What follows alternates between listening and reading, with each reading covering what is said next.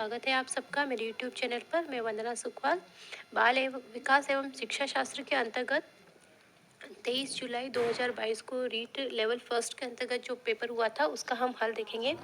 और हर उस परीक्षा के लिए, चाहे वह किसी भी राज्य से संबंधित हो, टीचर्स भर्ती परीक्षा जिसके अंतर्गत बाल विकास एवं शिक्षा शास्त्र लगा हुआ हो, उसके लिए ये वीडियो बहुत ज़्यादा महत्वपूर्ण है। तो देखते हैं प्रश्न और उनके उत्तरों को। माँ प्रश्न और उनके उत्तरों को माँ सरस्वती के चरणों में नमन करते हुए शुरू करते हैं आज का वीडियो। देखिए पहला प्रश्न, निम्नलिखित में से कौन सी स्थिति समायोजन को बढ़ावा देती है? ए तीव्र चिंता, बी अपराध बोध के बारे में जुनूनी सोच, सी बीमारी का डर, डी विक्षिप्त भय और चिंता से मुक्ति। तो जो ऑप्शन डी होगा वो हमारे यहाँ करेक्ट आंसर हो जाएगा। इस वीडियो में हम केवल प्रश्न देखेंगे और उनके उत्तर देखेंगे। अगर इनकी विस्तृत व्याख्या से संबंधित आपको देखना है तो वीडियो मैंने अपलोड ऑलरेडी कर दिया है यूट्यूब पे, जिसके अंतर्गत जो चारों ऑप्शन दिए हैं और उनसे संबंधित जो तथ्य है उनकी मैंने विस्तृत व्याख्या की है। तो आप प्ले लिस्ट में जाकर उस वीडियो को भी देख सकते हैं। तो पहले प्रश्न में जो हमारा उत्तर होगा वो ऑप्शन डी होगा, विक्षिप्त भय और चिंता। प्रश्न संख्या 2 देखेंगे, प्रतिभाशाली बालक के लक्षण क्या है? ए अभिव्यक्ति में नव्यता, दूसरा जिज्ञासा, वार्तालाप प्रियता और अतिशीघ्रता। इन चारों ऑप्शन से मिलाकर कूट बनाए हुए हैं, तो इनमें से हमको चूज करना है कि कौन सा सही है। तो जो यहाँ हमारा उत्तर सही होगा, प्रतिभाशाली बालक अभिव्यक्ति में नव्यता भी होती है और जिज्ञासा भी होती है। Option A and option B जो करेक्ट होगा, जिसके अंतर्गत 1 और 2 दोनों ही सही है। प्रश्न संख्या 3 देखेंगे, बुद्धि लब्धि के लिए निम्नलिखित फॉर्मूला किसने दिया? बुद्धि लब्धि बराबर मानसिक आयु बटा कालानुक्रमिक आयु इंटू 100। तो देखिए M A upon C A into 100 ये किसने दिया? तो ये जो प्रश्न संख्या 3 है इसमें ऑप्शन ए और बी दोनों को ही सही माना गया था, क्योंकि पहले जो सूत्र दिया था एम ए अपॉन सी ए वो स्टर्न द्वारा दिया गया था और बाद में जो दिया गया था ये अपॉन इंटू 100 वाला ये टर्मन द्वारा दिया गया था। तो दोनों ही ऑप्शन करेक्ट माने थे, ए और बी। प्रश्न संख्या 4, सृजनात्मकता मुख्यतः किससे संबंधित है? अति सक्रियता, कम बोधगम्यता, अभिसारी चिंतन या अपसारी चिंतन। जो सृजनात्मकता मुख्यतः संबंधित होती है वो होती है अपसारी चिंतन से। Option D is the correct answer. Question number 5, सीखना व्यवहार में उत्तरोत्तर सामंजस्य की एक प्रक्रिया है, ये कथन किस शिक्षाविद के द्वारा दिया गया है? ए स्किनर, बी वुडवर्ड, सी क्रोएनक्रो, डी गेट्सवर्थ अन्य। तो option A is the correct answer, Skinner की ये परिभाषा है। प्रश्न संख्या 6, कक्षा 2 की छात्रा सृष्टि को अध्यापिका ने मूल गणित विषय के सवाल करवाए। अगले दिन उसने बाजार में सामान खरीदने के उपरांत दुकानदार द्वारा की गई योग की गलती को चिन्हित करके सही करवाया। यह अधिगम का कौन सा प्रकार है? ए नकारात्मक, बी सकारात्मक, सी द्विपक्षीय, डी शून्य स्थानांतरण। तो क्वेश्चन नंबर 6 है, वहां पर जो आंसर होगा ऑप्शन बी सकारात्मक स्थानांतरण। एक व्यक्ति में एक समय पर दो विपरीत इच्छाओं का होना कहलाता है। ऑप्शन ए द्वंद, बी कुंठा, सी चिंता, डी दबाव। तो ऑप्शन ए द्वंद यहाँ करेक्ट आंसर होगा। प्रश्न संख्या 8, रवि का बुद्धि परीक्षण इंगित करता है कि वह औसत से लेकर औसत से अधिक बुद्धिमत्ता की श्रेणी में आता है। हालांकि पढ़ने, वर्तनी, सामाजिक विज्ञान और विज्ञान में उसके ग्रेड बहुत कम है, उसके गणित के ग्रेड काफी अधिक है। रवि लेखन कौशल में अच्छा है, रवि में अधिक संभावना है। ए डिस्कैलकुलिया, गणित से संबंधित विकृति, बी डिस्ग्राफिया, लेखन से संबंधित विकृति, सी डिस्लेक्सिया, पढ़ने से संबंधित विकृति और डी डिस्फेजिया, बोलने से संबंधित विकृति। तो जो उत्तर होगा वो होगा ऑप्शन सी डिस्लेक्सिया, जो कि एक पठन विकार है। प्रश्न संख्या 9 देखेंगे, निम्नलिखित में से उस उदाहरण का चयन कीजिए जो आंतरिक अभिप्रेरणा को दर्शाता है। ए वंदना परीक्षा में अच्छे अंक प्राप्त करने के लिए कठोर परिश्रम कर रही है, जिससे वह अपने माता पिता से उपहार प्राप्त कर सके। बी उर्मिला फटाफट गृह कार्य समाप्त कर रही है, क्योंकि गृह कार्य समाप्त करके वह टीवी देख सकेगी। सी ईला बहुत सारी पुस्तकें पढ़ रही है, क्योंकि वह जिले में प्रथम स्थान प्राप्त करके विद्यालय का नाम जिला स्तर पर रोशन करना चाहती है। और डी मेघा अपने परियोजना कार्य के लिए विभिन्न स्रोत तलाश रही है, क्योंकि वह नई जानकारी प्राप्त करने में रुचि रखती है। तो यहाँ ऑप्शन डी हमारा करेक्ट आंसर हो जाएगा, जो आंतरिक अभिप्रेरणा का उदाहरण है। प्रश्न संख्या 10, निम्न में से किसने अधिगम सिद्धांत का प्रतिपादन नहीं किया? थॉर्नडाइक, स्किनर, कॉलर और B S Bloom. Option D is the correct answer, B S Bloom. निम्न में से किस सिद्धांत को पुनर्बलन का सिद्धांत भी कहा जाता है? क्रिया प्रस्तुत अनुबंधन, उद्दीपक अनुक्रिया, शास्त्रीय अनुबंधन या अंतर्दृष्टि अनुबंधन। तो यहाँ पर जो आंसर हो जाएगा वो हमारा होगा ऑप्शन ए क्रिया प्रस्तुत अनुबंधन, ये पुनर्बलन का सिद्धांत भी कहा जाता है इसे। क्वेश्चन नंबर 12, आरटी अधिनियम 2009 के अनुसार शिक्षकों के लिए प्रति सप्ताह काम के घंटे निर्धारित है। 40 घंटे, 42 घंटे, 45 घंटे या 48 घंटे। तो यहाँ ऑप्शन सी करेक्ट हो जाएगा, 45 घंटे। क्वेश्चन नंबर 13, निम्न में से कौन सा एक उत्तम परीक्षण की विशेषता से भिन्न है? ए विश्वसनीयता, बी वैधता, सी वस्तुनिष्ठता, डी अभिक्षमता। तो अभिक्षमता ऑप्शन डी हमारा करेक्ट आंसर हो जाएगा। क्वेश्चन नंबर 14, शिक्षार्थी केंद्रित पाठ्यक्रम में निम्नलिखित में से कौन सबसे महत्वपूर्ण है? अध्यापक, बच्चा, विषय वस्तु या वातावरण। तो शिक्षार्थी केंद्रित पाठ्यक्रम में सबसे महत्वपूर्ण बालक होता है। Option B is the correct answer. Question number 15, बार बार बच्चों को सजा से बचने या इनाम पाने के लिए सीखने की गतिविधियों में संलग्न होने के लिए कहना क्या दर्शाता है?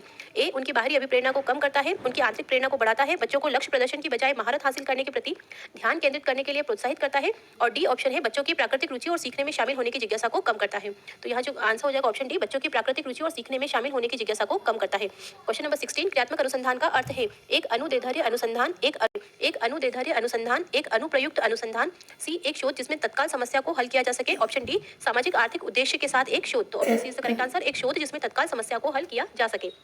क्वेश्चन नंबर 17, एनसीएफ 2005 के अनुसार एक शिक्षक की भूमिका होनी चाहिए। ए अनुमोदक, बी सुविधादाता, सी आधिकारिक, डी तानाशाह। तो option B is the correct answer, सुविधादाता। मूल्यांकन का उद्देश्य होता है बच्चों को मंद और प्रतिभाशाली बच्चों के रूप में अंकित करना, उन बच्चों की पहचान करने के लिए जिन्हें उपचारिक उपाय की आवश्यकता है, सीखने की कठिनाइयों और समस्या क्षेत्रों का निदान करने के लिए उस सीमा तक प्रतिपुष्टि प्रदान करना जहां हम उत्पादनशील जीवन के लिए शिक्षा प्रदान करने में सफल रहे। तो option D is the correct answer, उस सीमा तक प्रतिपुष्टि प्रदान करना जहां तक हम उत्पादनशील जीवन के लिए शिक्षा प्रदान करने में सफल रहे हैं। क्वेश्चन नंबर 19, एक चिंतनशील शिक्षक कक्षा कक्ष में ऐसी परिस्थिति उत्पन्न करता है कि छात्र ए व्याख्यान सुन सके, बी कक्षा कक्ष में शिक्षक के व्याख्यान के नोट्स ले सके, सी कक्षा कक्ष में अनुशासन बनाए रखे, डी छात्रों और शिक्षक में पारस्परिक अंतरक्रिया को प्रोत्साहन मिल सके। तो option D is the correct answer, छात्रों और शिक्षक में पारस्परिक अंतरक्रिया को प्रोत्साहन मिल सके। क्वेश्चन नंबर 20, विकास रिक्त स्थान है, दोनों रिक्त स्थान दिए हुए, वहां पुटिका ने विकास से की ओर बढ़ता है, सामान्य से विशिष्ट, जटिल से कठिन, विशिष्ट से सामान्य, साधारण से आसान। क्वेश्चन नंबर 20 में आंसर हो जाएगा ऑप्शन ए, सामान्य से विशिष्ट। विकास सामान्य से विशिष्ट की ओर बढ़ता है। क्वेश्चन नंबर 21 देखेंगे, विकास के सिद्धांत है, दूसरी तरफ सिद्धांत का वर्णन। तो यहाँ पर जो समीप दूराभिमुख दिशा, सिर पदाभिमुख दिशा, अंतर्वैयक्तिक भिन्नताएं और अंतरावैयक्तिक भिन्नताएं, तो इन सिद्धांतों में क्या दिया गया है, ये सिद्धांत किस क्रम का वर्णन करते हैं, उससे संबंधित हमें कूट का चयन करना है। तो समीप दूराभिमुख जो होगा वो होगा ऑप्शन डी, शरीर के केंद्र से बाहर की ओर। सिर पदाभिमुख जो होगा दिशा, सिर से पैर की ओर विकास होता है। अंतर्वैयक्तिक का होगा ऑप्शन बी, विभिन्न बच्चे भिन्न भिन्न दर से बढ़ते हैं। और अंतरावैयक्तिक भिन्नताएं का होगा ऑप्शन सी, किसी एक बच्चे में विकास की दर विकास के एक क्षेत्र की अपेक्षा दूसरे से भिन्न होगी। तो देखिए सबसे पहले आएगा हमारा ऑप्शन डी, फिर उसके बाद ए, फिर थर्ड में बी और फोर्थ में आएगा C, D A B C. D A B C देखिए, डी बी ए सी ये गलत हो गया, D A B C, option A is the correct answer. Question number 22, रिक्त स्थान दिया हुआ तब होता है या होती है जब परिपक्वता और अनुभव के कारण मनुष्य में क्रमबद्ध और प्रगतिशील परिवर्तन होते हैं। ए वृद्धि, बी विकास, सी शारीरिक बदलाव, डी मानसिक परिवर्तन। तो ऑप्शन बी, विकास तब होता है जब परिपक्वता और अनुभव के कारण मनुष्य में क्रमबद्ध और प्रगतिशील परिवर्तन होते हैं। Option B is the correct answer. Question number 23, निम्नलिखित में से कौन सी बचपन की विशेषता नहीं है? प्राक टोली आयु, बी अनुकरणीय आयु, सी सवाल करने की आयु और डी खिलौना आयु। तो option A is the correct answer, प्राक टोली आयु। क्वेश्चन नंबर 24, प्रकृति एवं पोषण विवाद निम्नलिखित में से किससे संबंधित है? आनुवंशिकी एवं वातावरण, व्यवहार एवं वातावरण, सी वातावरण एवं जीव विज्ञान, डी वातावरण एवं पालन पोषण। तो option A is the correct answer, आनुवंशिकी और वातावरण से संबंधित है प्रकृति पोषण विवाद। क्वेश्चन नंबर 25, निम्नलिखित में से कौन सा या कौन से कथन असत्य है जो सत्य नहीं है? यह समझना जरूरी नहीं है कि प्रत्येक बच्चा अद्वितीय है, बच्चा एकीकृत पूर्ण के रूप में विकसित होता है। सी, विकास के एक पहलू में किसी समस्या की दूसरों को प्रभावित करने की संभावना होती है। विकास एक अनुक्रमिक प्रक्रिया है। तो इनमें से जो असत्य कथन है वो केवल एक है, जो पहला वाक्य दिया हुआ है फर्स्ट सेंटेंस वही गलत है। तो option D is the correct answer, केवल ए। क्वेश्चन नंबर 26 देखेंगे, स्कूलों को व्यक्तिगत भिन्नताओं का ध्यान रखना चाहिए क्योंकि प्रत्येक छात्र को विशिष्ट महसूस करवाने हेतु, छात्रों के बीच के अंतर को कम करने हेतु, छात्रों एवं छात्राओं की क्षमताओं और प्रदर्शन को नहीं जानने के लिए, डी समझने के लिए कि छात्र सीखने में समर्थ या असमर्थ क्यों हो रहे हैं। तो क्वेश्चन नंबर 26 में option D is the correct answer, समझने के लिए कि छात्र सीखने में असमर्थ या समर्थ क्यों हो रहे हैं, स्कूलों को व्यक्तिगत भिन्नताओं का ध्यान रखना चाहिए। क्वेश्चन नंबर 27, 16 वर्ष की आयु का बच्चा बुद्धि लब्धि परीक्षण में 75 अंक प्राप्त करता है, उसकी मानसिक आयु वर्ष होगी। तो 16 वर्ष है, 75 अंक प्राप्त करता है आईक्यू में। तो यहाँ पर ऑप्शन डी 12 वर्ष उसकी मानसिक आयु होगी। Option D is the correct answer. Question number 28, प्रत्येक व्यक्ति का कार्य निश्चित योग्यताओं का प्रतिबिंब होता है। किसी विशेष कार्य को करने में व्यक्ति अपनी समस्त मानसिक योग्यताओं में से कुछ को प्रतिदर्श के रूप में चुनाव कर लेता है। यह सिद्धांत किसने दिया? A Thorndike, B Thurstone, C Guilford, D Thomson. तो option D is the correct answer, Thomson. इसे सैम्पलिंग थियरी भी कहते हैं, प्रतिदर्श का या न्याय दर्श का सिद्धांत। क्वेश्चन नंबर 29, निम्न में से कौन सी व्यक्तित्व मापन की प्रक्षेपी विधि नहीं है? निर्धारण मापनी, अवलोकन, साक्षात्कार या कथानक संप्रत्यक्षण परीक्षण। तो 29 में जो आंसर होगा वो ऑप्शन डी होगा, कथानक संप्रत्यक्षण परीक्षण, जिसे टीएटी टेस्ट कहते हैं। क्वेश्चन नंबर 13, प्रतिभाशाली बालक की बुद्धि लब्धि होती है 130, 140, ऑप्शन बी 140, ऑप्शन सी 55 और option D 120। Option B is the correct answer, 140 प्रतिभाशाली बालक की जो बुद्धि लब्धि होती है वो होगा 140 या उससे ऊपर। तो ये था मित्रों प्रश्न, जो 3 प्रश्न हमने देखे थे, 30 प्रश्न, उनका हल। आशा करती हूँ कि आपको वीडियो पसंद आएगा। वीडियो को पूरा देखने के लिए बहुत बहुत धन्यवाद। मित्रों स्वागत है आप सबका मेरे यूट्यूब चैनल पर। मैं वंदना सुखवाल लेकर उपस्थित हूँ बाल विकास एवं शिक्षा शास्त्र के अंतर्गत जुलाई 2022 में हुआ रीट का पेपर, जिसके प्रश्नों का हम हल करेंगे। तो जल्दी से देख लेते हैं प्रश्न और उनके उत्तरों को। पहला प्रश्न है, न्यूनतम आधारभूत सुविधाओं से वंचित बालकों को निम्न रूप में वर्गीकृत किया गया है। ए अपराधी बालक, बी विशिष्ट बालक, सी प्रतिकूल परिस्थितिग्रस्त बालक, डी पिछड़े बालक। Option C is the correct answer, प्रतिकूल परिस्थितिग्रस्त बालक। 2 प्रश्न संख्या, निम्न में से कौन सा कुसमयोजन का व्यवहारात्मक लक्षण है? ए आक्रामकता, बी चिंता, सी असुरक्षा, डी उदासीनता। Option A is the correct answer, आक्रामकता। क्वेश्चन नंबर 3, विशेष आवश्यकताओं वाले बालकों के साथ कौन सी विधि प्रत्यक्ष रूप से संबंधित नहीं है? ए पाठ्यक्रम का विभिन्नीकरण, बी खेलकूद व अतिरिक्त पाठ्यक्रम गतिविधियों का विकास, सी भिन्न शिक्षण विधियां, डी विशेष गतिविधियों के लिए प्रशिक्षण। Option B is the correct answer, खेलकूद व अतिरिक्त पाठ्यक्रम गतिविधियों का विकास। क्वेश्चन नंबर 4, पढ़ने से संबंधित अधिगम अक्षमता को कहा जाता है? Dyscalculia, dyslexia, dysgraphia, dysthymia. Option B is the correct answer, dyslexia. Question number 5, निम्न में से कौन सी बालकों के लिए अधिगम की प्रक्रिया नहीं है? ए प्रतिबिंबन, बी तर्क, सी परिपक्वता, डी कल्पना। Option C is the correct answer, परिपक्वता। क्वेश्चन नंबर 6, अधिगम में पुरस्कार व दंड की अवधारणा किसके द्वारा प्रस्तावित की गई है? E.L. थॉर्नडाइक, कॉलर व कॉफका, B.F. स्किनर, सी और डी अल्बर्ट बांडुरा। तो option C is the correct answer, B.F. Skinner. Question number 7, अधिगम की अवधारणा के लिए निम्न में से कौन सा कथन सत्य नहीं है? अधिगम व्यवहार में परिवर्तन है, अधिगम अपेक्षाकृत रूप से स्थायी अंतर परिलक्षित होता है, अधिगम अभ्यास द्वारा प्रभावित होता है, अधिगम एक जन्मजात प्रक्रिया है। Option D is the correct answer, अधिगम एक जन्मजात प्रक्रिया है। क्वेश्चन नंबर 8, इवान पावलो द्वारा प्रतिपादित शास्त्रीय अनुबंधन सिद्धांत अधिगम को निम्न के द्वारा समझाता है? ए पुनर्बलन, बी अनुकरण, सी साहचर्य और डी अंतर्दृष्टि। तो option B is the correct answer, साहचर्य। क्वेश्चन नंबर 9, शिक्षण का कौन सा प्रकार शिक्षण के उद्देश्यों पर आधारित नहीं है? संज्ञानात्मक शिक्षण, वर्णनात्मक शिक्षण, भावात्मक शिक्षण, मनोगत्यात्मक शिक्षण। तो option B is the correct answer, वर्णनात्मक शिक्षण। क्वेश्चन नंबर 10, नैसर्गिकता से विचारों की सूची के एकत्रण के द्वारा विशिष्ट समस्या के समाधान की समूह रचनात्मकता विधि को कहा जाता है? ए मस्तिष्क विप्लव युक्ति, स्वामित्व अधिगम युक्ति, समस्या समाधान युक्ति, डी अन्वेषण युक्ति। Option A is the correct answer, मस्तिष्क विप्लव युक्ति। क्वेश्चन नंबर 11, कक्षा अधिगम में अभिप्रेरण की भूमिका किस प्रक्रिया से प्रत्यक्ष रूप से संबंधित नहीं है? ए प्रगति तथा परिणाम का ज्ञान, बी अंतर्वैयक्तिक समायोजन, सी प्रशंसा तथा आलोचना और डी आकांक्षा का स्तर। तो ऑप्शन बी अंतर्वैयक्तिक समायोजन अधिगम में अभिप्रेरण की भूमिका से प्रत्यक्ष रूप से संबंधित नहीं है। क्वेश्चन नंबर 12, शिक्षा में अवधारणा मानचित्रण किसके द्वारा सुझावित किया गया? Carl Jung, Martin A Seligman, George ने Noam J Chomsky, Joseph D Novak. Option D is the correct answer, Joseph D Novak. Question number 13, शिक्षा का अधिकार अधिनियम 2009 के लिए कौन सा कथन सत्य नहीं है? 6 से 14 वर्ष के प्रत्येक बालक के लिए निःशुल्क एवं अनिवार्य शिक्षा, विद्यालय प्रबंधन समिति का प्रावधान, प्राथमिक शिक्षा के लिए राष्ट्रीय आयोग का गठन, अध्यापक के लिए प्रति सप्ताह न्यूनतम 60 घंटों का कार्य। Option D is the correct answer. Question number 14, शिक्षा में क्रियात्मक अनुसंधान के विकास में किसने योगदान नहीं दिया? A Kurt Lewin, B R Buckingham, C Stephen M Covey, D Stephen M Corey. Option C is the correct answer, Stephen M Covey. Question number 15, शिक्षा मनोविज्ञान में किस स्तर के मापन का न्यूनतम प्रयोग किया जाता है? ए क्रम सूचक मापनी, बी नामिक मापनी, सी अनुपातिक मापनी, डी समान अंतराल मापनी। Option C is the correct answer, अनुपातिक मापनी। राष्ट्रीय पाठ्यचर्या रूपरेखा 2005 का प्रमुख दर्शन क्या है? व्यावसायिक कुशलताएं सीखना, बिना बोझ के सीखना, सह शैक्षणिक गतिविधियों को सीखना, सतत एवं व्यापक मूल्यांकन। Option B is the correct answer, बिना बोझ के सीखना। क्वेश्चन नंबर 17, आनुवांशिकता की भूमिका के अध्ययन के लिए कौन सी विधि वैध नहीं है?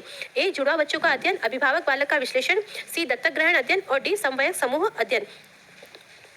Option D is the correct answer, समवयस्क समूह अध्ययन। क्वेश्चन नंबर 18, एक व्यक्ति की दिखाई देने वाली दैहिक तथा मनोवैज्ञानिक विशेषताओं को रिक्त स्थान के रूप में परिभाषित किया गया है? A prototype, B karyotype, C phenotype, D genotype. Option C is the correct answer, phenotype. Question number 19, किस परिप्रेक्ष्य के अनुसार बाल विकास शरीर के अंदर एक विशिष्ट तथा पूर्व व्यवस्थित प्रणाली को दर्शाता है? वातावरणीय, सामाजिक, जैविक, मनोवैज्ञानिक। Option C is the correct answer, जैविक। क्वेश्चन नंबर 20, निम्न मनोवैज्ञानिकों में से बाल विकास के सिद्धांतों से संबंधित नहीं है? जीन पियाजे, Abraham Maslow, Albert Bandura, Lev वास्कोस्की।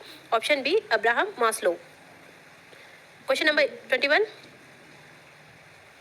स्वभाव में व्यक्तिगत विभिन्नताएं आधारभूत रूप से होती है? अधिगमित, जन्मजात, अधिग्रहित, सांस्कृतिक। Option B is the correct answer, जन्मजात। क्वेश्चन नंबर 22, किसने व्यक्तित्व के किसी भी सिद्धांत को प्रतिपादित नहीं किया है? B F Skinner, Sigmund Freud, Gordon Allport, Raymond B Cattell. Option A is the correct answer, B F Skinner. Henry A Murray तथा क्रिस्टियाना डी मॉर्गन द्वारा कौन सा परीक्षण निर्मित किया गया? वाक्य पूर्ति परीक्षण, 16 व्यक्तित्व आयाम, कथानक संप्रत्यय परीक्षण और ऑप्शन डी चित्रकुंठा परीक्षण। तो ऑप्शन सी कथानक संप्रत्यय परीक्षण इज द करेक्ट आंसर। 24, एक बालक की वृद्धि से कौन सा कारक संबंधित नहीं है? पोषण, स्वास्थ्य, निद्रा, अधिवास। ऑप्शन डी अधिवास। विकास का कौन सा आयाम नॉम चॉम्स्की के सिद्धांतों से प्रभावित हुआ है? भाषा विकास, नैतिक विकास, सामूहिक विकास, संज्ञानात्मक विकास। Option A is the correct answer, भाषा विकास। क्वेश्चन नंबर 26, बहुआयामी बुद्धिमत्ताओं के गार्डनर के सिद्धांत में कौन सी बुद्धिमत्ता सम्मिलित नहीं है? अंतर्वैयक्तिक, प्राकृतिक, सामवेगिक, अस्तित्वकारी। क्वेश्चन नंबर 26 में आंसर हो जाएगा ऑप्शन सी, सामवेगिक। क्वेश्चन नंबर 27, रचनात्मकता चिंतन के लिए कौन से प्रकार से संबंधित है? अत्यधिक चिंतन, अधिचिंतन, विमर्शी चिंतन, अपसारी चिंतन। ऑप्शन डी, अपसारी चिंतन is the correct answer. Question number 28, विमंदित मानसिक पद को किस पद के साथ प्रतिस्थापित किया गया है? मानसिक विमंदित पद। ठीक है, मानसिक विमंदित कौन होता है? बौद्धिक अयोग्यता, बी मानसिक कमजोरी, सी बौद्धिक पिछड़ापन और डी बौद्धिक प्रतिकूलता। तो ऑप्शन ए बौद्धिक अयोग्यता। क्वेश्चन नंबर 29, व्यक्ति की सैद्धांतिक अवधारणा के लिए निम्न में से कौन सा सत्य नहीं है? स्थिर, सामान्य, स्थायी, अनूठा। क्वेश्चन नंबर 29 में बी करेक्ट आंसर हो जाएगा। और लास्ट क्वेश्चन है क्वेश्चन नंबर 13, कौन सा परीक्षण बुद्धिमत्ता का संस्कृति मुक्त अवाचिक परीक्षण है? ए बुद्धिमत्ता का समूह परीक्षण, वयस्क बुद्धिमत्ता मापनी, सी भाटिया पेट्री और D standard progressive matrix. Question number 13 में करेक्ट आंसर हो जाएगा option D, standard progressive matrix. नमस्कार मित्रों, स्वागत है आप सबका मेरे यूट्यूब चैनल पर। मैं वंदना सुखवाल। देखिए, बाल विकास एवं शिक्षा शास्त्र के अंतर्गत हम जो रीट का पेपर हुआ था 2022 के अंतर्गत, उसके प्रश्नों का हल देखेंगे। और इससे विस्तृत वीडियो भी मैंने यूट्यूब पे अपलोड कर दिया है, जिसके अंतर्गत जो 4 ऑप्शन दिए गए उन चारों की भी मैंने व्याख्या की है और उनसे संबंधित कौन कौन से तथ्य हैं उनको भी बताया है। इस वीडियो में हम केवल प्रश्न देखेंगे और प्रश्नों के उत्तर देखेंगे। तो ये वीडियो एक रिविजन मात्र होगा। माँ सरस्वती के चरणों में नमन करते हुए देखिए शुरू करते हैं वीडियो और देखते हैं पहला प्रश्न कौन सा है। कौन सी विकृति अधिगम अक्षमता का एक प्रकार है? ए क्रेटिनिज्म, बी एडीएचडी, सी डिस्लेक्सिया और डी ऑटिज्म। तो यहाँ पर जो करेक्ट आंसर हो जाएगा ऑप्शन सी, डिस्लेक्सिया एक प्रकार का पठन विकार है और ये अधिगम अक्षमता है। कुसमायोजन का कौन सा तत्व विशेष रूप से निर्णय लेने से संबंधित है? ए तनाव, बी कुंठा, सी चिंता, डी द्वंद्व। Option D is the correct answer, द्वंद्व।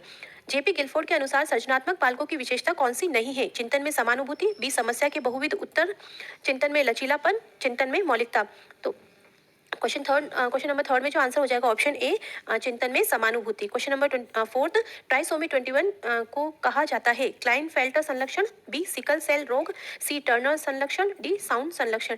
ये जो है डाउन संलक्षण, sorry, option D correct answer हो जाएगा। ट्राइसोमी 21 को एक डाउन सिंड्रोम कहा जाता है। क्वेश्चन नंबर 5 देखेंगे, प्रतिभाशाली बालकों की शिक्षा के लिए कौन सा उपाय प्रासंगिक नहीं है? ए पाठ्यक्रम की समृद्धि, बी उपचारात्मक अध्ययन, सी श्रेणी उन्नति, डी विशेष कक्षाएं। तो क्वेश्चन नंबर 5 में जो करेक्ट आंसर हो जाएगा वो ऑप्शन बी हो जाएगा, उपचारात्मक अध्ययन। क्वेश्चन नंबर 6, निम्न में से कौन सा कक्षा में सीखने को प्रभावित करने वाला मनोवैज्ञानिक कारक है? ए स्वास्थ्य, उम्र, जेंडर, बी परिपक्वता का स्तर, सी अभिप्रेरणात्मक एवं संवेगात्मक अवस्था, डी विषय वस्तु की अर्थपूर्णता। तो option C is the correct answer, अभिप्रेरणा एवं संवेगात्मक अवस्था। क्वेश्चन नंबर 7, अधिगम का अंतर्दृष्टि सिद्धांत किसके द्वारा प्रतिपादित किया गया था? Wolfgang Kohler, Jerome Bruner, Martin Seligman, D Erik Ericsson.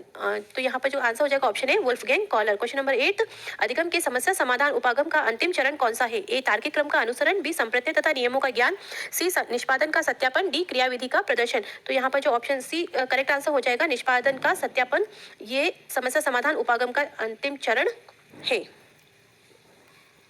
Question number 9, समायोजन के लिए एक युक्ति के रूप में रक्षात्मक युक्तियों के प्रयोग को मौलिक रूप से किसके द्वारा प्रस्तुत किया गया था? A Abraham Maslow, B Sigmund Freud, C Carl Rogers, D Jean पियाजे। Option B is the correct answer, Sigmund Freud. Question number 10, निम्न में से कौन सा थार्नडाइक के सीखने के नियमों का हिस्सा नहीं है? तत्परता का नियम, साहचर्य का नियम, अभ्यास का नियम, प्रभाव का नियम। Option B is the correct answer, साहचर्य का नियम। क्वेश्चन नंबर 11, निम्न में से कौन सा शिक्षण के स्तरों के आधार पर शिक्षण का प्रकार नहीं है? ए बोध स्तर, बी प्रदर्शन स्तर, सी स्मृति स्तर और डी चिंतन स्तर। तो जो प्रदर्शन स्तर है यह शिक्षण के स्तरों का आधार नहीं है। Question number 12, Dwight W Allen के द्वारा कौन से शिक्षण अधिगम विधि प्रस्तुत की गई है? ए सूक्ष्म शिक्षण, बी दल शिक्षण, सी मस्तिष्क विप्लव, डी अंतःक्रिया शिक्षण। तो एलन के द्वारा सूक्ष्म शिक्षण दिया गया है। क्वेश्चन नंबर 13, अभिप्रेरणात्मक चक्र के 3 महत्वपूर्ण घटक कौन से हैं? ए अधिगम, पुरस्कार तथा संतुष्टि, बी आवश्यकता, अंतर्नोद, प्रोत्साहन, अभिप्रेरण, लक्ष्य तथा प्रतिपुष्टि और ऑप्शन डी उपलब्धि, अनुमोदन तथा संबंधन। क्वेश्चन नंबर 13 में करेक्ट आंसर जो हो जाएगा वो होगा ऑप्शन बी, आवश्यकता, अंतर्नोद और प्रोत्साहन। इसे आप इस सूत्र से याद रखिए, एनडीआई।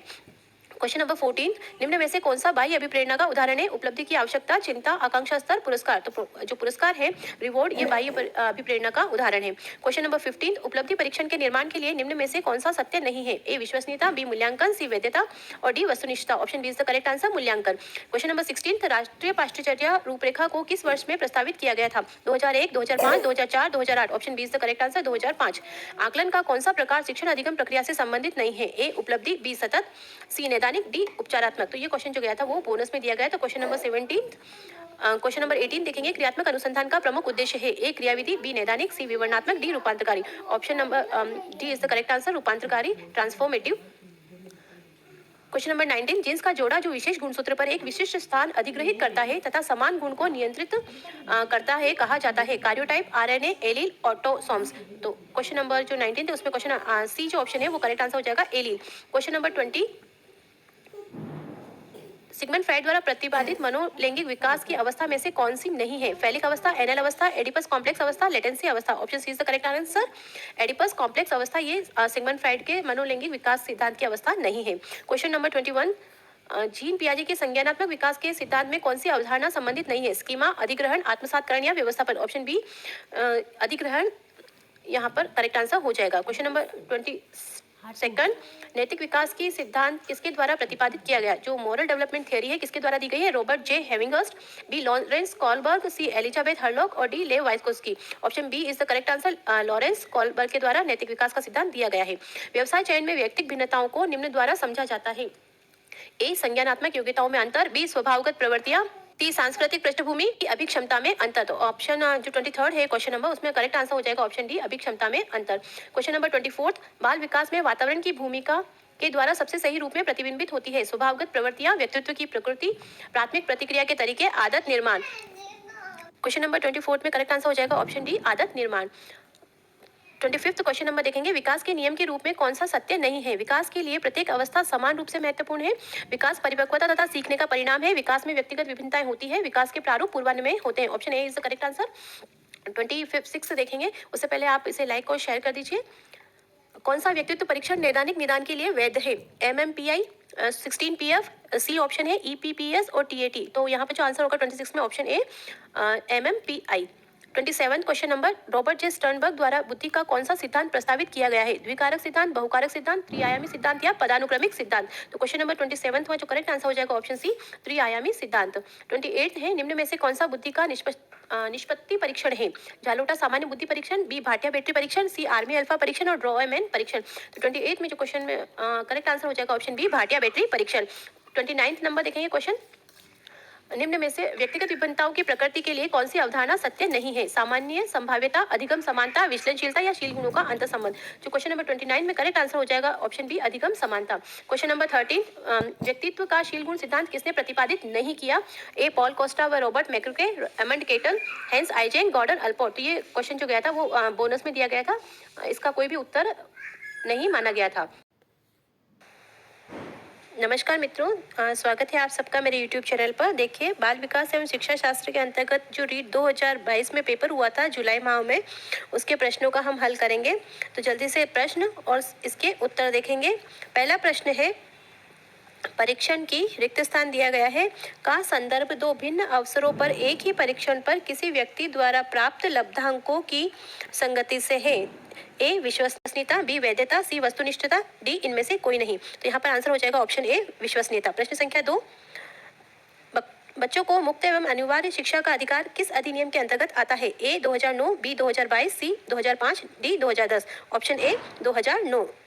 प्रश्न संख्या 3, शिक्षकों को मानसिक रूप से विक्षिप्त लोगों को निर्देश देते समय यह ध्यान रखना चाहिए कि वे परीक्षा उत्तीर्ण करने में सक्षम है। बी अधिक व्यावसायिक कौशल सीखें, सी सामान्य बच्चों के साथ प्रतिस्पर्धा करने के लिए कड़ा परिश्रम करें और डी लगातार प्रतिस्पर्धी खेलों में समय बिताए। तो यहाँ पर हमारा जो आंसर होगा वो होगा ऑप्शन बी, अधिक व्यावसायिक कौशल सीखे। प्रश्न संख्या 4, पारितोषिक एवं दंड के माध्यम से सीखना है। ए प्रेक्षणात्मक अधिगम, बी सामाजिक अधिगम, सी क्रिया प्रसूत अधिगम अनुबंधन, डी शास्त्रीय अनुबंधन। तो दंड और पारितोषिक के माध्यम से सीखना कहलाता है ऑप्शन सी, क्रिया प्रसूत अनुबंधन, जो कि स्किनर द्वारा दिया गया था। प्रश्न संख्या 5, वैज्ञानिक अनुसंधान करने की दिशा में निम्नलिखित में से कौन सा एक कदम नहीं है? एक समस्या की अवधारणा, बी संशोधन शोध निष्कर्ष, सी आधार सामग्री एकत्र करना, डी गतिशील दृष्टिकोण। तो यहाँ पर जो हमारा आंसर हो जाएगा वो होगा ऑप्शन डी, गतिशील दृष्टिकोण। प्रश्न संख्या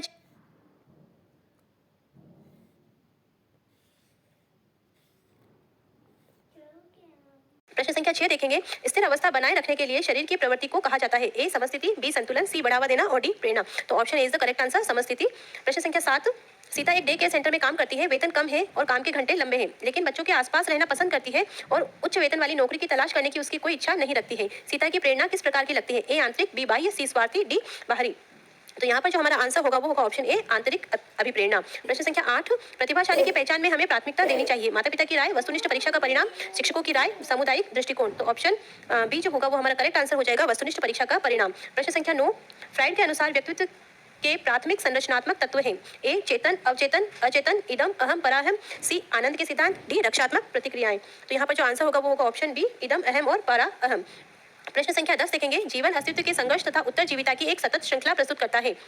ये किसके द्वारा कहा गया है? ए, डार्विन, बी, शेफर, सी, जर्सेड, डी, स्पेंसर। तो ये जो कथन है वो कहा गया है ऑप्शन ए, डार्विन के द्वारा। प्रश्न संख्या 11, पियाजे द्वारा संज्ञानात्मक विकास के सिद्धांत में निम्नलिखित में से कौन सा विकास का प्रमुख काल नहीं है? संवेदी प्रेरक स्थिति, पूर्व संक्रियात्मक स्थिति, चक्रीय चरण और औपचारिक प्रचलन। तो यहाँ 11वें प्रश्न में जो उत्तर होगा वो होगा ऑप्शन सी, चक्रीय चरण। ये पियाजे द्वारा नहीं दिया गया है। प्रश्न संख्या 12, जब कोई व्यक्ति सूचनाओं को संसाधित कर रहा होता है तो मस्तिष्क में चलने वाली मानसिक गतिविधि कहलाती है। ए, अधिगम, बी, मानसिक कल्पना, सी, विचारण, डी, संकल्पना। Option C is the correct answer, विचारण। प्रश्न संख्या 13, निम्नलिखित में से कौन सा संज्ञानात्मक कार्य पद्धति के स्वस्थ स्तर को बनाए रखने में मदद करने के लिए उपयुक्त नहीं है? ए, क्रीड़ा में भाग लेना, बी, क्रॉसवर्ड पहेली पर काम करना, सी, आसीन जीवन शैली और डी, पठन करना। तो यहाँ पर जो आंसर हो जाएगा ऑप्शन सी, आसीन जीवन शैली। प्रश्न संख्या 14, आत्मसातकरण है वर्तमान स्कीमा का प्रयोग बाह्य जगत के विश्लेषण के लिए बेहतर में बदलने की प्रक्रिया। सी है आंतरिक दुनिया के अनुकूलन होना और इनमें से कोई नहीं। तो आत्मसातकरण होता है वर्तमान स्कीमा का प्रयोग बाह्य जगत के विश्लेषण के लिए करना। प्रश्न संख्या 15, शिक्षण के 3 प्रमुख आधार हैं। ए, शिक्षक, छात्र और पाठ्यक्रम, बी, सिद्धांत, शिक्षण, उद्देश्य, सी, शिक्षा, क्रियाविधि, शिक्षक और डी, महत्व, शिक्षक, वस्तुनिष्ठता। ऑप्शन ए करेक्ट आंसर हो जाएगा, शिक्षक, छात्र और पाठ्यक्रम। प्रश्न संख्या 16, डिस्लेक्सिया कहते हैं पढ़ने में कठिनाई, गणित समझने में कठिनाई, वर्तनी लिखने में कठिनाई, प्रतिस्पर्धा में कठिनाई। तो डिस्लेक्सिया जो पठन विकार होता है, option is the correct answer. प्रश्न संख्या 17, बुद्धि लब्धि निकालने का सूत्र है। तो बुद्धि लब्धि IQ का जो सूत्र है वो होगा, ऑप्शन देखिए पहले, MA/CA × 100, बी, CA/MA × 100, सी, CA/100/MA और MA/BA × 100। तो जो बुद्धि लब्धि का सूत्र होता है वो प्रश्न संख्या 17 में उत्तर हो जाएगा ऑप्शन ए, MA/CA × 100। प्रश्न संख्या 18, निम्नलिखित में से कौन सी व्यक्तित्व का आकलन करने के लिए एक व्यक्तिगत विधि नहीं है? व्यक्ति इतिहास विधि, साक्षात्कार तकनीक, वस्तु सूची तकनीक, निर्धारण मापनी। तो प्रश्न संख्या 18 में जो उत्तर होगा वो होगा ऑप्शन डी, निर्धारण मापनी। प्रश्न संख्या 19, निम्नलिखित में से कौन सा मानसिक मंदता के वर्गीकरण के अंतर्गत नहीं आता? ए, हल्की मंदता, बी, मध्यम मंदता, सी, गंभीर मंदता और डी, तीव्र मंदता। तो ऑप्शन डी करेक्ट हो जाएगा, तीव्र मंदता। प्रश्न संख्या 20, व्यक्ति को चित्रों की एक श्रृंखला दिखाई जाती है और उसे एक कहानी बनाने के लिए कहा जाता है। यह रिक्त स्थान प्रक्षेपी तकनीक में प्रयुक्त किया जाता है। ए, कथानक संप्रत्यय परीक्षण, बी, भूमिका निर्वाह, सी, रोषांक, डी, नाटकीय प्रस्तुति। तो option A is the correct answer, कथानक संप्रत्यय परीक्षण, TAT। प्रश्न संख्या 21 देखेंगे, रिक्त स्थान है वो निकटतम वातावरण है जिसमें व्यक्ति रहता है। सूक्ष्म प्रणाली, मेसो सिस्टम, एक्सो सिस्टम या कालक्रम। तो यहाँ पर जो उत्तर होगा ऑप्शन ए, सूक्ष्म प्रणाली वो निकटतम वातावरण है जिसमें व्यक्ति रहता है। प्रश्न संख्या 22, रिक्त स्थान ने बहुबुद्धि का सिद्धांत प्रस्तावित किया। ए, हार्वर्ड गार्डनर, बी, फ्राइड, सी, बिने, डी, थर्स्टन। तो प्रश्न संख्या 22 में उत्तर हो जाएगा, हार्वर्ड गार्डनर ने बहुबुद्धि का सिद्धांत दिया है। प्रश्न संख्या 23, RTE अधिनियम 2009 के अनुसार निम्नलिखित किस प्रमाण पत्र के बिना कोई विद्यालय स्थापित नहीं किया जाएगा? ए, प्रशंसा, बी, मान्यता, सी, नियम एवं शर्तें, डी, प्राधिकार। तो ऑप्शन बी, मान्यता के बिना कोई भी विद्यालय स्थापित नहीं किया जाएगा। प्रश्न संख्या 24, अनुभव द्वारा उत्पन्न व्यवहार या व्यवहार क्षमता में किसी भी अपेक्षाकृत स्थायी परिवर्तन को कहा जाता है। अधिगम, विचारण, अनुभूति या प्रेरणा। तो ऑप्शन चॉइस में ए हो जाएगा, अधिगम कहा जाता है अनुभव द्वारा उत्पन्न व्यवहार या व्यवहार क्षमता में किसी भी प्रकार का अपेक्षाकृत स्थायी परिवर्तन। प्रश्न संख्या 25, निम्नलिखित में से सीखने की प्रक्रिया में शामिल है। ए, शारीरिक, बी, मनोवैज्ञानिक, सी, पर्यावरणीय, डी, उपरोक्त सभी। तो option D is the correct answer, उपरोक्त सभी। प्रश्न संख्या 26, आनुवांशिकता तंत्र के अध्ययन के क्षेत्र में नवीन शोध किस दिशा की ओर अग्रसर है?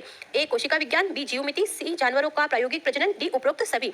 तो यहाँ पर जो आंसर हो जाएगा प्रश्न संख्या 26 में डी, उपरोक्त सभी। प्रश्न संख्या 27, RTE अधिनियम 2009 शिक्षकों के लिए प्रति सप्ताह कितने घंटे काम करने का निर्देश देता है? 40 घंटे, 45 घंटे, 42 घंटे या 48 घंटे। तो option B is the correct answer, 45 घंटे। प्रश्न संख्या 28, निम्नलिखित में से कौन सा व्यक्तित्व का जैविक निर्धारक नहीं है? तंत्रिका तंत्र, वाहिनीहीन ग्रंथियां, सी, दैहिक संरचना, डी, स्थितिजन्य संरचना। तो प्रश्न संख्या 28 में जो आंसर हो जाएगा वो ऑप्शन डी, स्थितिजन्य संरचना। प्रश्न संख्या 29, निम्नलिखित में से कौन आनुवांशिकता का सामान्य नियम नहीं है? प्रगति का नियम, रूपांतर का नियम, प्रतिगमन का नियम, जैसे पैदा होता है। प्रश्न संख्या 29 में जो आंसर होगा वो होगा ए, प्रगति का नियम, आनुवांशिकता का सामान्य नियम नहीं है। प्रश्न संख्या 30, RTE अधिनियम 2009 के अनुसार प्रारंभिक शिक्षा का अर्थ है पहली कक्षा से 8वीं कक्षा तक की शिक्षा, बी, प्रथम श्रेणी से पहले की शिक्षा, सी, 8वीं से 12वीं कक्षा तक की शिक्षा और डी, माध्यमिक शिक्षा। तो RTE अधिनियम 2009 के अनुसार जो प्रारंभिक शिक्षा है वो होगा ऑप्शन ए, पहली कक्षा से 8वीं कक्षा तक की शिक्षा। तो ये था मित्रों जुलाई 2022 में जो पेपर हुआ था उसके प्रश्नों का हल। आशा करती हूँ कि आपको वीडियो पसंद आएगा। इसे लाइक एंड शेयर कीजिए और वीडियो को पूरा देखने के लिए आपका बहुत बहुत धन्यवाद। जय भारत, जय हिंद।